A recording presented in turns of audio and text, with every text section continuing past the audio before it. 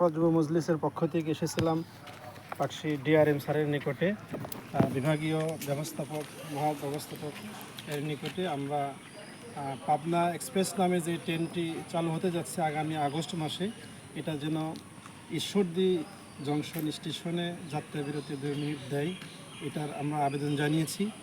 এবং আমাদের Pabna Ishwardi bypass station হয়ে যে ট্রেনগুলো ঢাকাতে যায় কিন্তু যাত্রাবিরতি দেয় না, এই ট্রেনগুলোর আবেদনও আমরা এখানে দিয়েছি। তো স্যার আমাদেরকে আশ্বস্ত করেছেন যে এই বিষয়ে আমরা আমাদের ঊর্ধ্বতন কর্তৃপক্ষ যারা আছেন তাদের সঙ্গে কথা বলে আমরা এ ব্যাপারে চেষ্টা করব। আর রাজশাহী থেকে আমাদের যে ট্রেনগুলো আসে ঈশ্বরদী হয়ে ঢাকাতে যায়, এই ট্রেনগুলোর আসন সংখ্যা ঈশ্বরদী বাইপাসে খুবই কম। তো ডিআরএম স্যারের পক্ষ থেকে তিনি এটা আমাদেরকে আশ্বস্ত করেছেন যে এটা অবশ্যই আপনাদের যৌক্তিক দাবি। ঈশ্বরদী এখানে বাইপাস স্টেশনের যারা যাতায়াত করে বাইপাস স্টেশন হয়ে ঢাকাতে, তাদের জন্য আমরা এখানকার আসন সংখ্যা বৃদ্ধি করে দেবো ইনশাআল্লাহ।